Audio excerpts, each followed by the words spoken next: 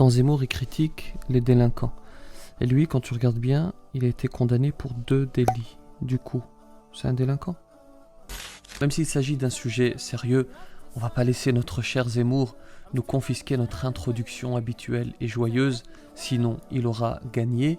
Je vous demande d'ailleurs 2 choses. D'abord, de me supporter jusqu'à la fin parce que j'ai une chose à vous demander. Ensuite et surtout de diffuser ce message si vous y souscrivez en partageant la vidéo. Je vais commencer par une petite blague mathématique pour détendre l'atmosphère au départ. Vous m'excuserez. Alors, l'exponentielle et le logarithme sont au restaurant. À votre avis, qui paie l'addition? Eh bien, c'est l'exponentielle parce que le logarithme ne paie rien. Quand j'étais en prépa, on se faisait des blagues comme ça, des blagues de matheux.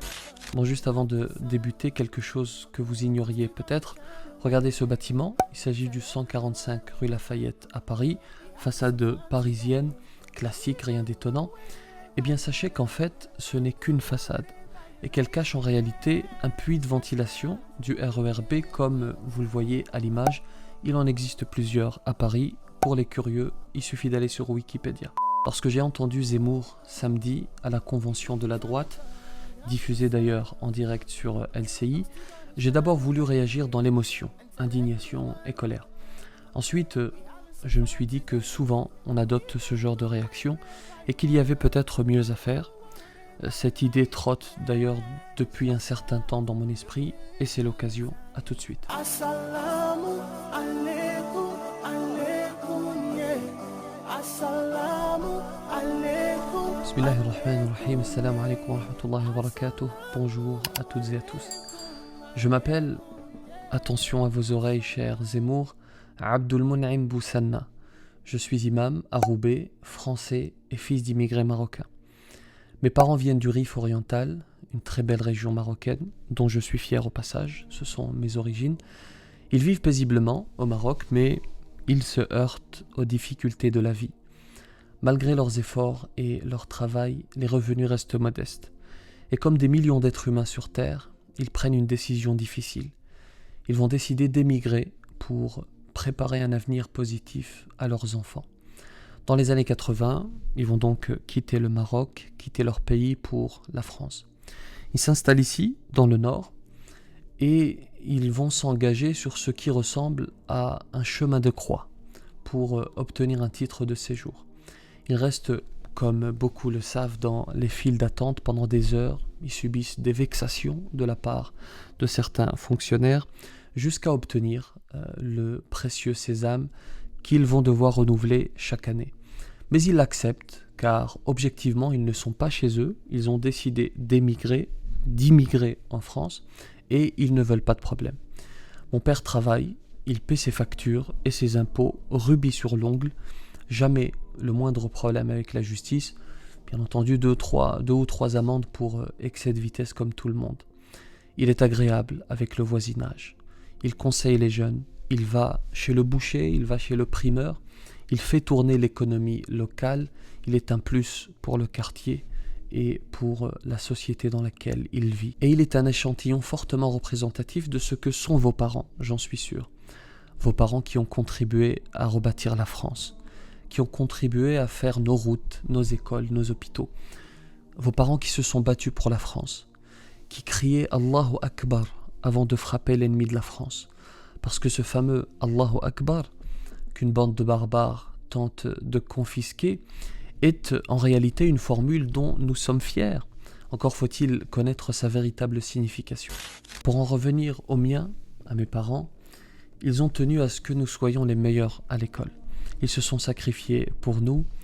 Souvent, mon père, bien qu'il n'avait pas beaucoup de moyens, me donnait 5 ou 10 francs le matin pour m'encourager et pour que je puisse m'acheter une friandise sur le chemin de l'école. Ma mère m'amenait même le repas jusqu'à ma chambre, honte à moi, lorsque j'étais en maths sup. Aujourd'hui, j'ai pris de l'âge, j'espère avoir réussi, j'espère qu'ils sont fiers de moi et je tente tant bien que mal de reproduire le comportement qui est le leur. Je ne veux de mal à personne, je n'ai de haine pour personne. Je ne cherche à nuire à personne. Je ne cherche à remplacer personne, à ne coloniser personne. je suis chez moi. Depuis quand est-ce que l'on se colonise soi-même?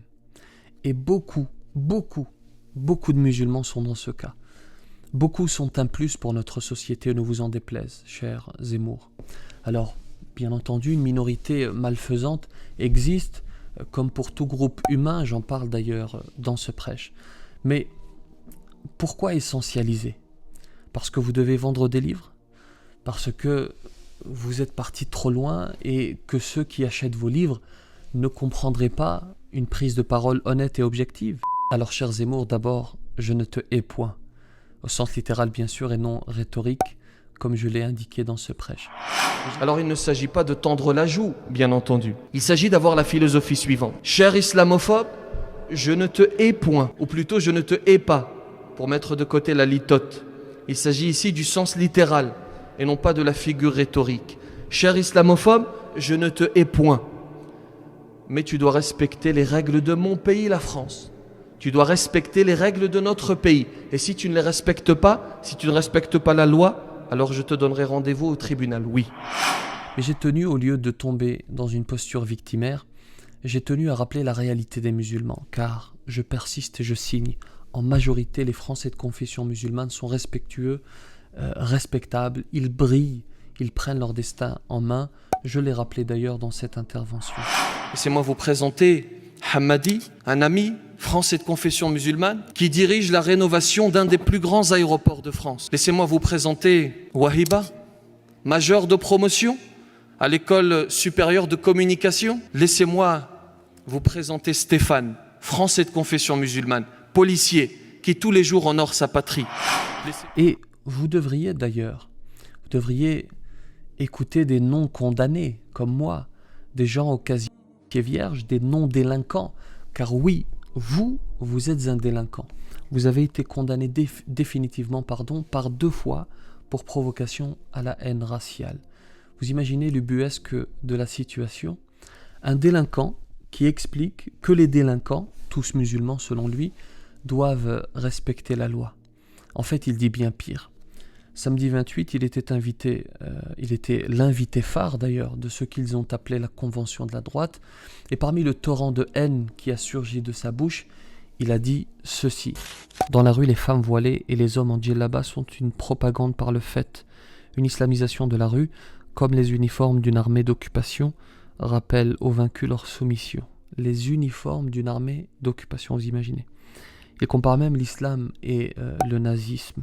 Il va dire, bien sûr, disait-il, le nazisme est parfois un peu raide et intolérant, mais de là à le comparer à l'islam, en gros pour lui l'islam est bien pire que le nazisme. Alors on ne va pas s'énerver, on va agir calmement, mais avec fermeté. Plusieurs choses.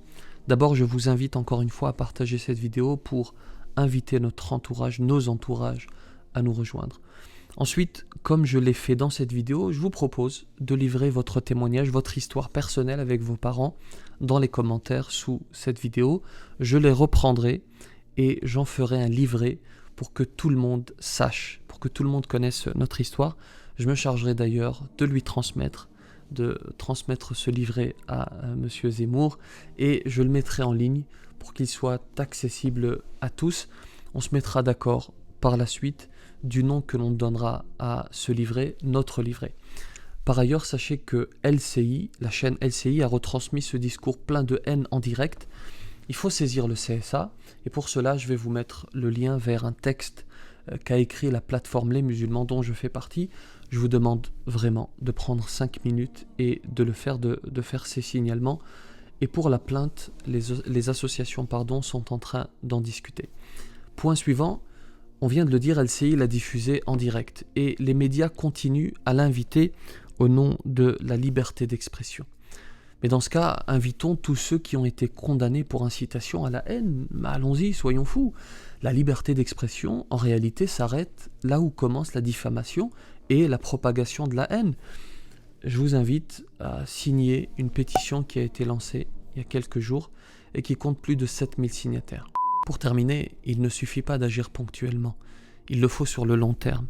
Je vous invite donc à nous rejoindre, lesmusulmans.fr ou une autre organisation bien sûr. L'essentiel c'est de s'engager et de s'impliquer. Que Dieu enlève la haine du cœur des hommes. Que la paix soit sur vous. Assalamu